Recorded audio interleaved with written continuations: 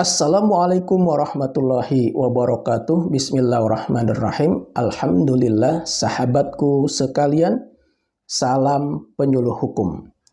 Sahabatku sekalian, pada video kali ini saya akan menyampaikan tentang sanksi bagi masyarakat yang membiarkan terjadinya kekerasan terhadap anak. Membiarkan terjadinya kekerasan terhadap anak ini misalnya ketika masyarakat melihat ada seorang anak tetangganya yang sedang dipukuli atau menjadi korban kekerasan ayahnya atau dipukuli atau menjadi korban kekerasan ibunya. Kemudian masyarakat yang melihat atau menyaksikan kejadian tersebut tidak melakukan upaya pertolongan atau perlindungan kepada anak tersebut, justru malah membiarkannya karena mungkin dia merasa bahwa itu bukan urusannya, atau itu bukan anaknya, atau tidak mau ikut campur urusan rumah tangga orang. Nah, ini tentu menjadi salah pemikiran seperti ini. Kenapa? Karena ketika masyarakat melihat atau menyaksikan terjadinya kekerasan terhadap anak, baik itu anak sendiri, anak orang lain, atau anak tetangganya, atau yang kita tidak kenal, atau yang kita kenal sekalipun, dan kita membiarkannya atau tidak melakukan pertolongan terhadap anak korban kekerasan tersebut, maka kita sebagai masyarakat bisa dikenai pidana. Perlindungan terhadap anak diatur dalam Undang-Undang Nomor 35 Tahun 2014 tentang perubahan atas Undang-Undang Nomor 23 Tahun 2002 tentang perlindungan anak. Perlindungan khusus terhadap anak dari korban kekerasan fisik dan atau kekerasan psikis dilakukan oleh pemerintah daerah, dan lembaga negara lainnya. Hal ini diatur dalam pasal 59 ayat 1 dan ayat 2 huruf I Undang-Undang Nomor 35 Tahun 2014 tentang perubahan atas Undang-Undang Nomor 23 Tahun 2002 tentang perlindungan anak.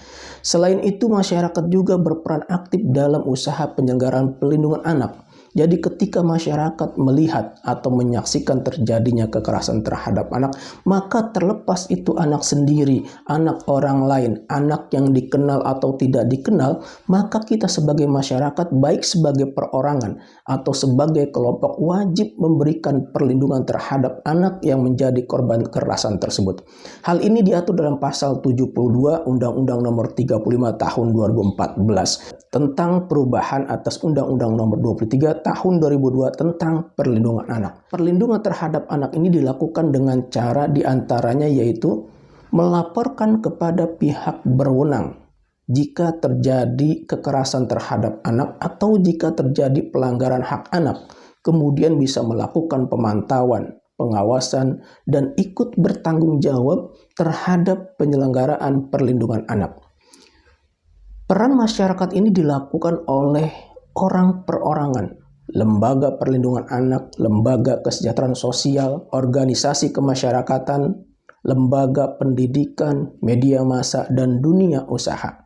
Jadi jelas bahwa setiap orang baik secara individu maupun kelompok mempunyai kewajiban untuk melakukan perlindungan terhadap anak dari tindakan kekerasan, baik kekerasan fisik, psikis, penelantaran, dan lain-lain. Terkait dengan larangan membiarkan terjadinya kekerasan terhadap anak diatur dalam pasal 76C Undang-Undang Nomor 35 Tahun 2014 tentang perubahan atas Undang-Undang Nomor 23 Tahun 2002 tentang perlindungan anak. Dalam pasal 76C tersebut dikatakan setiap orang dilarang menempatkan, membiarkan, melakukan, menyuruh melakukan, atau turut serta melakukan kekerasan terhadap anak.